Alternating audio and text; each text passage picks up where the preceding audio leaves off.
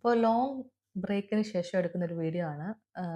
ഞങ്ങൾ റീസെൻ്റ്ലി പോയ ട്രിപ്പിനെ പറ്റിയിട്ട് സംസാരിക്കുന്ന വീഡിയോ. അപ്പോൾ മെയിനായിട്ട് പറയാൻ ഉദ്ദേശിക്കുന്നതെന്ന് വെച്ചാൽ ഞങ്ങൾ പോയത് 4 കൺട്രീസിലാണ്. ഞങ്ങൾ പ്രസൻ്റ്ലി യുകെയിലാണ് ഉള്ളത്. അപ്പോൾ യുകെയിൽ നിന്ന് ഞങ്ങൾ 4 കൺട്രീസിൽ പോയി. അപ്പം അതിൻ്റെ വിശേഷങ്ങളാണ് സംസാരിക്കുന്നത്.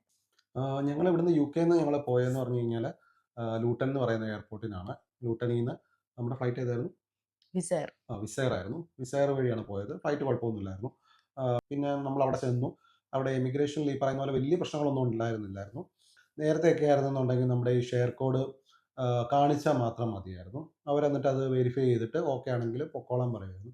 ഇപ്പം അങ്ങനെയല്ല. നമ്മൾ അവിടെ വെച്ച് അവരുടെ മുമ്പിൽ വെച്ച് തന്നെ നമ്മളുടെ പേജിൻ്റെ അകത്ത് കയറി ലോഗിൻ ചെയ്ത് അവരെ ലൈവായിട്ട് അത് കാണിക്കണം. അപ്പം അവിടെ ചെന്നപ്പോഴത്തേക്ക് നീതുവിൻ്റെ ഫോണിൽ വൈഫൈ കണക്റ്റായി. എൻ്റെ ഫോണിൽ വൈഫൈ കണക്റ്റ് ആകുന്നില്ലായിരുന്നു. അപ്പോൾ അതൊരു കുറച്ച് ബുദ്ധിമുട്ടുണ്ടായിരുന്നു. നമ്മൾ എയർപോർട്ടിൻ്റെ അകത്ത് തന്നെ വെച്ചിട്ട് ഇ സിം ആക്ടിവേറ്റ് ചെയ്തു. ഇ സിമ്മിന് ഏകദേശം നമുക്കൊരു 8 ടു 10 പൗണ്ട് അല്ലേ? 7 ടു 10 10 പൗണ്ട് നമുക്ക് പെർ ഡേ ചാർജ് ആകുന്നുണ്ടായിരുന്നു. പിന്നെ അത് ആക്ടിവേഷൻ ചെയ്ത് കഴിഞ്ഞിട്ട് നമ്മൾ അവിടുന്ന് പുറത്തോട്ട് ഇറങ്ങി. അവിടുന്ന് നമ്മൾ ആദ്യം പോയത് നമ്മുടെ റെൻ്റ് കാറിൻ്റെ അടുത്താണ്. നമ്മൾ ഓൾറെഡി പ്രീ ബുക്ക് ചെയ്തിട്ടുണ്ടായിരുന്നു കാറ്. അവിടെ ചെന്ന് നമ്മളുടെ പ്രോസസ്സിങ്ങിൻ്റെ കാര്യങ്ങളെല്ലാം കഴിഞ്ഞു. പേയ്മെൻറ്റുകൾ നമ്മൾ ഓൾറെഡി പ്രീ ബുക്ക് ചെയ്തതുകൊണ്ട് പേയ്മെൻറ്റ് ഓൾറെഡി നമ്മൾ ചെയ്ത് കഴിഞ്ഞായിരുന്നു. പക്ഷെ അവിടെ ചെന്നിട്ട് നമ്മൾ എക്സ്പെക്ട് ചെയ്യാഞ്ഞ 2 പേയ്മെൻറ്റുകൾ നമുക്കുണ്ടായായിരുന്നു. ഒന്ന് നമ്മൾ ഓരോ കൺട്രിയിൽ ഇപ്പം നമ്മൾ അവിടുന്ന് അവരോട് പറഞ്ഞിരുന്നു ഞങ്ങൾ ഈ കാറുമായിട്ട് നമ്മൾ ബോർഡേഴ്സ് ക്രോസ് ബോർഡേഴ്സ് ചെയ്യണം. ക്രോസ് ചെയ്യുന്നുണ്ടെന്ന് പറഞ്ഞായിരുന്നു. അപ്പോൾ അവരിങ്ങനെ പറയുന്നത് ഒരു ബോർഡർ ക്രോസ് ചെയ്യുന്നതിന് അവർക്ക് ഏകദേശം നമ്മളുടെ ഇവിടുത്തെ 45 പൗണ്ട് പെർ ബോർഡറിന് വെച്ചിട്ട് അവർക്ക് കൊടുക്കണമെന്ന് പറഞ്ഞായിരുന്നു. നമ്മളത് അക്സെപ്റ്റ് ചെയ്തു. കാരണം നമുക്ക് എന്താണെങ്കിലും വേറെ ഓപ്ഷൻസ് ഇല്ല. അപ്പോൾ നമ്മളെന്തായാലും അത് അക്സെപ്റ്റ് ചെയ്തേ പറ്റത്തുള്ളൂ. അപ്പോൾ നമ്മളങ്ങനെ ആ ഒരു ബോർഡർ ക്രോസ് ചെയ്യുമ്പോൾ ഈ പറയുന്ന പോലെ 45 പേയ്മെൻറ്റ് ചെയ്യാമെന്ന് പറഞ്ഞു. ഞങ്ങൾ ആദ്യം തന്നെ നമുക്ക് 100% നമുക്ക് പോകാൻ പറ്റും എന്നുള്ളത് അൽബേനിയയും മൗണ്ടിനിഗ്രയും മാത്രമായിരുന്നു. അതുകൊണ്ട് നമ്മൾ അൽബേനിയയിൽ നമുക്ക് പേയ്മെൻറ്റുകളൊന്നുമില്ല. കാരണം അവിടുത്തെ കാർ തന്നെയാണല്ലോ. നമുക്ക് മൗണ്ടിനിഗ്ര പോകണമെന്ന് പറഞ്ഞതുകൊണ്ട് അവർ 45 പൗണ്ട് നമുക്ക് അവിടുന്ന് തന്നെ ചാർജ് ചെയ്തിരുന്നു. പിന്നെ ഞങ്ങൾക്ക് വേറൊരു മിസ്റ്റേക്ക് പറ്റിയിരുന്നെന്ന് വെച്ച് കഴിഞ്ഞാൽ ഫസ്റ്റ് നമ്മൾ ബുക്ക് ചെയ്തപ്പം പ്രീ ബുക്ക് ചെയ്ത സമയത്ത് നീതുവിൻ്റെ പേരിലായിരുന്നു കാർ ബുക്ക് ചെയ്തത്. അവളാണ് അതിൻ്റെ പേയ്മെൻറ്റുകളും കാര്യങ്ങളൊക്കെ ചെയ്തതുകൊണ്ട് നീതുവിൻ്റെ പേരിലായിരുന്നു കാർ ബുക്ക് ചെയ്തിരുന്നത്. അപ്പം നീതുവിൻ്റെ ലൈസൻസ് അവർ ചോദിച്ചു. അപ്പോൾ ഞങ്ങൾക്ക് ഫിസിക്കലായിട്ട് കൊടുക്കാൻ അവിടെ ലൈസൻസുകളൊന്നും ഇല്ലായിരുന്നു. നമ്മുടെ കയ്യിലില്ലായിരുന്നു. ഇന്ത്യൻ ലൈസൻസ് ആണെങ്കിലും കുഴപ്പമില്ലായിരുന്നു. പക്ഷേ അവർക്ക് ഫോണിൽ കാണിച്ചിരുന്നെങ്കിലും കുഴപ്പമില്ലായിരുന്നു. പക്ഷെ നമ്മുടെ കയ്യിൽ ഒന്നിൻ്റെയും കോപ്പി ഇരിപ്പില്ലായിരുന്നു. അപ്പോൾ അതുകൊണ്ട് തന്നെ എന്നെ അഡീഷണൽ ഡ്രൈവറായിട്ട് ആഡ് ചെയ്യേണ്ടതായിട്ട് വന്നു. അപ്പോൾ അതിന് ഏകദേശം ഒരു 23-25 പൗണ്ടോളം നമുക്ക് അതിന് എക്സ്ട്രാ ചാർജായി. അങ്ങനെ ആ 2 ചാർജുകൾ നമ്മൾ എക്സ്പെക്ട് ചെയ്യാത്ത ചാർജുകളായിരുന്നു. പിന്നെ അത് നമുക്ക് ഈ പറഞ്ഞ പോലെ അക്സെപ്റ്റ് ചെയ്യാൻ പറ്റുന്ന കാര്യങ്ങളേ ഉള്ളൂ. പിന്നെ ഉള്ളതെന്ന് പറഞ്ഞു കഴിഞ്ഞാൽ അവർ നമ്മളോട് പറഞ്ഞത് കാരണം ഓൾറെഡി ഒരു ഇൻഷുറൻസ് ഉണ്ട്. ആ ഇൻഷുറൻസ് കൂടാതെ നമ്മളൊരു 100 പൗണ്ട് കൂടെ കൊടുത്ത് നമ്മൾ ഇൻഷുറൻസ് എടുക്കുകയാണെന്നുണ്ടെങ്കിൽ വണ്ടി സ്ക്രാപ്പ് ആയാൽ പോലും നമുക്ക് ₹1 പോലും കൊടുക്കേണ്ടതായിട്ട് വരത്തില്ല എന്നുള്ള രീതിയിൽ അവർ നമ്മളോട് പറഞ്ഞു. അപ്പം അതുകൊണ്ട് നമ്മൾ ഈ പറയുന്ന പോലെ 100 പൗണ്ട് വെച്ചിട്ട് നമ്മൾ ആ ഇൻഷുറൻസ് അങ്ങ് എടുക്കാം എന്നുള്ളത്. കാരണം നമ്മൾ മറ്റൊരു രാജ്യത്ത് പോയി നമ്മളൊരു ടൈറ്റ് ഷെഡ്യൂളിൽ കാര്യങ്ങൾ ചെയ്യുമ്പം ബൈ മിസ്റ്റേക്കിൽ എന്തെങ്കിലും സ്ക്രാച്ചസ് വന്നു അത് കഴിഞ്ഞിട്ട് നമ്മളിവിടെ തിരിച്ചു വന്ന് ഇവരോട് ആർഗ്യൂ ചെയ്യുന്നതിനേക്കാളും നല്ലത് ഈ 100 പൗണ്ടിൻ്റെ ഒരു ഇൻഷുറൻസ് അങ്ങ് എടുക്കുകയാണെങ്കിൽ വേറെ പ്രശ്നങ്ങളൊന്നുമില്ല. നമ്മൾ സേഫാണ്. അപ്പോൾ അതുകൊണ്ട് തന്നെ ഞങ്ങളത് ആ അഡീഷണൽ ഇൻഷുറൻസ് എടുക്കുന്നതുകൊണ്ടുള്ള പ്രയോജനം എന്ന് വെച്ചാൽ നമുക്കത് ഫുൾ കവറേജാ. നമുക്ക് വണ്ടിക്ക് എന്ത് പറ്റിയാലും ₹1 പോലും നമ്മൾ അഡീഷണൽ പിന്നീട് കൊടുക്കേണ്ട. അങ്ങനെ ഞങ്ങൾ ആ ഇൻഷുറൻസ് എടുത്തു. അങ്ങനെ നമ്മൾ അതെല്ലാം കഴിഞ്ഞ് അവിടുന്ന് നമ്മൾ വണ്ടി കാണാൻ വേണ്ടി പോയി. വണ്ടി അത്യാവശ്യം കുഴപ്പമൊന്നുമില്ലായിരുന്നു. നല്ല വണ്ടിയായിരുന്നു. ഞാൻ പിന്നെ എന്താണെങ്കിലും വണ്ടിയുടെ ഫുള്ളായിട്ടുള്ള അകവും പുറവും വീഡിയോസ് മുഴുവനും എടുത്തു. ഫസ്റ്റ് സത്യം പറഞ്ഞു കഴിഞ്ഞാൽ ഞങ്ങൾ ഒരു പ്രിപ്പറേഷനും ഇല്ലായിരുന്നു. ഡ്രൈവിങ്ങിൻ്റെ അവിടുത്തെ മെത്തേഡുകൾ എങ്ങനെയാണെന്ന് നമുക്ക് ഒരു ഐഡിയ ഇല്ലായിരുന്നു. പക്ഷേ നമ്മൾ മറ്റുള്ളവർ ഡ്രൈവ് ചെയ്ത് പോകുന്നത് ശ്രദ്ധിച്ചൊന്നും അല്ലാതെ അവിടെ എക്സാക്റ്റ് പറഞ്ഞു കഴിഞ്ഞാൽ ലെഫ്റ്റ് സൈഡിൽ ഇരുന്നും അല്ലേ ലെഫ്റ്റ് സൈഡിൽ ഇരുന്ന് റൈറ്റ് സൈഡിലാണ് വണ്ടി പോകുന്നത്. ലെഫ്റ്റ് സൈഡിൽ ഇരുന്നാണ് ഓടിക്കുന്നത്. അപ്പം അത് ആദ്യത്തെ ഒരു അനുഭവമായിരുന്നു. അത് കഴിഞ്ഞ് ഞങ്ങൾ അവിടുന്ന് ട്രാവൽ ചെയ്ത് നേരെ നമ്മൾ അടുത്ത് തന്നെയുള്ള ഹോട്ടലിലാണ്. നമ്മൾ ഓൾറെഡി നൈറ്റിലാണ് അവിടെ ചെന്ന് ഇറങ്ങിയത്. അപ്പോൾ അതുകൊണ്ട് തന്നെ നമ്മൾ അവിടെ ഹോട്ടൽ ബുക്ക് ചെയ്തിട്ടുണ്ടായിരുന്നു. അതും പ്രീ ബുക്ക് നമ്മൾ ചെയ്തിട്ടുണ്ടായിരുന്നു. നമുക്കത് ഏകദേശം ഒരു 50 പൗണ്ട് ഞങ്ങൾ നോർമലി എല്ലാ ഹോട്ടലുകളും 50 ടു 70 പൗണ്ടിൻ്റെ അടുത്ത് പെർ നൈറ്റ് നമുക്ക് അൽബേനിയയിൽ ഓൾറെഡി കുറച്ച് ചീപ്പറാണ്.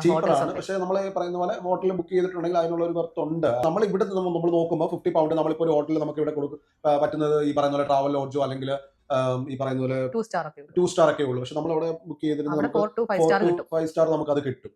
അപ്പം അത് നമ്മൾ എക്സ്പെക്ട് ചെയ്തതിനേക്കാളും നല്ല ഒരു ഹോട്ടൽ ഫെസിലിറ്റീസ് ഒക്കെ ഉണ്ടായിരുന്നു. പിന്നെ ഞങ്ങൾ അവിടെ ചെന്നപ്പോൾ പിന്നെ ഞങ്ങൾ ഫേസ് ചെയ്ത് വേറൊരു കാര്യം എന്ന് വെച്ച് കഴിഞ്ഞാൽ പ്ലഗിന്റെ കാര്യമാണ്. നമ്മൾ ഈ പറയുന്ന പോലെ ഡിഫറെന്റ് ആണ്. അപ്പോൾ നമ്മുടെ കയ്യിൽ ഓൾറെഡി ഒരു 3-4 ടൈപ്പ് പ്ലഗുകൾ ഉണ്ടായിരുന്നു. പക്ഷെ അതൊന്നും അവിടെ യൂസ് ആയില്ല. അപ്പോൾ ഞങ്ങൾ പിന്നെ അവിടുത്തെ ഹോട്ടലിലെ മാനേജറോട് ചോദിച്ചപ്പോൾ പുള്ളി നമുക്കൊരു പ്ലഗ് തന്നു. അതാണ് നമ്മൾ പിന്നെ ഓവർനൈറ്റ് നമ്മൾ അത് യൂസ് ചെയ്യായിരുന്നു ഫോൺ ചാർജ് ചെയ്യാൻ വേണ്ടിയിട്ട്. പിന്നെ ഞങ്ങൾ അവിടുന്ന് പിറ്റേ ദിവസം രാവിലെ അവിടുത്തെ ബ്രേക്ക്ഫാസ്റ്റ് ഒക്കെ അടിപൊളിയായിരുന്നു. നല്ല ബ്രേക്ക്ഫാസ്റ്റും കാര്യങ്ങളൊക്കെ ആയിരുന്നു. നമുക്ക് നല്ല നല്ല ട്രീറ്റ്മെന്റ് ആണ് അവർ നമുക്ക് തരുന്നത്. ഈ പറയുന്ന പോലെ നമ്മളെ നല്ലൊരു ഗസ്റ്റായിട്ട് തന്നെയാണ് അൽബേനിയയിലുള്ള ആൾക്കാർ നമ്മളെ കണ്ടിരുന്നത്. പിന്നെ അവിടുന്ന് ഞങ്ങൾ രാവിലെ തന്നെ ഞങ്ങൾ പോയത് അവിടുത്തെ ഒരു ബാസാർ അവിടുത്തെ ഒരു കാണാനാ. അവിടെ ചെന്നപ്പോഴത്തേക്ക് ഈ പറയുന്നത് പോലെ കാർ പാർക്ക് ചെയ്യുന്നതിന് ഒരു ചെറിയ ബുദ്ധിമുട്ടുണ്ട്. പിന്നെ അവിടുത്തെ റോഡുകളൊക്കെ വളരെ ചെറിയ റോഡുകളാണ്. പിന്നെ വണ്ടി ഒന്ന് ചെറുതായിട്ട് തട്ടിയാലും മെയിൻ അത്യാവശ്യം റോഡല്ല. മെയിൻ റോഡെല്ലാം അത്യാവശ്യം ആ നല്ലതാ. മെയിൻ റോഡുകളെല്ലാം അത്യാവശ്യം നല്ല റോഡുകളാണ്. നീറ്റ് ആയിട്ടുള്ള റോഡുകളാണ്. പിന്നെ 3 ഹവേഴ്സ് യാത്ര ഉണ്ടായിരുന്നു ആഹ് ഹോട്ടലീന്ന് ഈ നമ്മളെ ബാസാർ. ബസാറിലോട്ട് പോകാനാണ്. അപ്പം എനിക്ക് തോന്നുന്നു അതിന്റെ പേര് ജിറോകാസ്റ്റർ എന്തോ ബാസാറിന്റെ പേര്. ഞാനവിടെ എഴുതി കാണിക്കാം. അപ്പൊ അങ്ങോട്ട് നമ്മുടെ ഹോട്ടലിൽ നമ്മൾ ഓൾറെഡി എയർപോർട്ടിന്റെ ടിരാന എയർപോർട്ടിലാണ് ഞങ്ങൾ ചെന്നത്. അപ്പൊ ടിരാന എയർപോർട്ടിന്റെ അടുത്ത് ഞങ്ങൾ സ്റ്റേ ചെയ്തത്. അപ്പൊ അവിടുന്ന് ഈ ബാസാറിലോട്ട് നമുക്ക് ഏകദേശം ഒരു 3 ഹവേഴ്സ് എന്റെ ഓർമ്മയിൽ അത്രയും ദൂരം ഉണ്ടായിരുന്നു. അപ്പോ ആ പോകുന്ന വഴിയൊക്കെ ഭയങ്കര രസം. നമ്മൾ ആദ്യമായിട്ട് നമ്മൾ ചെന്ന് ഇറങ്ങുന്ന ഫസ്റ്റ് ഡേ എന്ന് പറഞ്ഞാല് നമ്മളാ പോകുന്ന ഓരോ സെക്കൻഡും നമുക്ക് ഭയങ്കര രസമായിട്ട് തോന്നും. ക്യാമറയുടെ കാര്യം പറയുവാണെങ്കിൽ സ്പീഡ് ക്യാമറാസ് ഒന്നും അങ്ങനെ വലുതായിട്ടൊന്നും ഇല്ല.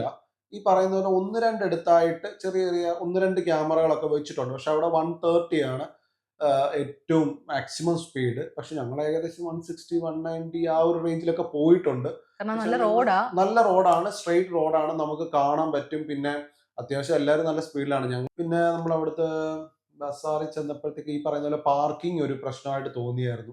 ആ റോഡും ഒരു ഒരു പ്രത്യേക പ്രത്യേക രീതിയല്ലേ? കല്ല് കല്ലാ. ആ. നമ്മുടെ തറയിൽ കല്ലിട്ടേക്കാണ്. അവിടെ ഒത്തിരി ടൂറിസ്റ്റ് ഉണ്ടായിരുന്നു. പിന്നെ ഭയങ്കര വെയിലുമായിരുന്നു. എനിക്ക് തോന്നുന്നു ഏറ്റവും ബെസ്റ്റ് ടൈമും അവര് പറയുന്നത് ഓൾറെഡി ഈ സെപ്റ്റംബർ, ഒക്ടോബർ, നവംബർ ആ ടൈമില് അൽബേനിയ വിസിറ്റ് ചെയ്യുന്നതാണ് അവിടുത്തെ ബെസ്റ്റ് ടൈം എന്നാ പറയുന്നേ. പക്ഷെ ഭയങ്കര ചൂടാ കേട്ടോ. ഒരു 35 എങ്ങാണ്ട് ഉണ്ടായിരുന്നു അല്ലേ? 35 നമ്മള് ഡിഗ്രി അത്യാവശ്യം ഉണ്ടായിരുന്നു. നടന്ന് കയറി ചെല്ലുമ്പോഴത്തേക്ക് അത്യാവശ്യം നമ്മള് ടയേർഡ് ആവും. പിന്നെ കഴിഞ്ഞിട്ട് ആൽക്കഹോൾ ഞാൻ യൂസ് ചെയ്തിട്ടില്ല ഡ്രൈവിംഗിന്റെ ടൈമിൽ. കാരണം അവിടെ ഒരു തുള്ളി ആൽക്കഹോൾ ഉണ്ടെങ്കിൽ പിടിച്ചു കഴിഞ്ഞാൽ പണി കിട്ടും. പിന്നെ അവിടെ മറ്റേ ഫ്രോഗിന്റെ കഴിച്ചത്. അവിടെ ഞങ്ങൾ അവിടെ ഒരു റെസ്റ്റോറന്റ് കണ്ടു. അവിടെ കണ്ടു. ഞങ്ങൾ അവിടെ കയറി. പെട്ടെന്ന് ഞാൻ അവിടെ ഞാൻ നാട്ടിൽ ചെറുപ്പത്തില് വളരെ ചെറുപ്പത്തിലാണ് ഈ തവളയുടെ ഇറച്ചി കഴിച്ചിട്ടുള്ളത്. അതിനുശേഷം കഴിച്ചിട്ടേ ഇല്ല.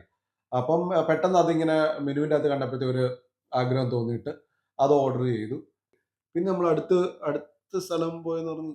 അവിടുന്ന് നെക്സ്റ്റ് ഏകദേശം എനിക്ക് 1.5, 2 മണിക്കൂർ യാത്ര ഉണ്ടായിരുന്നു. നമ്മളവിടുത്തെ മറ്റേ ബീച്ചിലോട്ടാ പോയത്. സാമിൽ ബീച്ചിലോട്ടാ പോയത്. അവിടെ തന്നെ അവരുടത്തെ ഒരു പ്രൈവറ്റ് ബീച്ചില് കേറാനുള്ള പ്ലാനായിരുന്നു.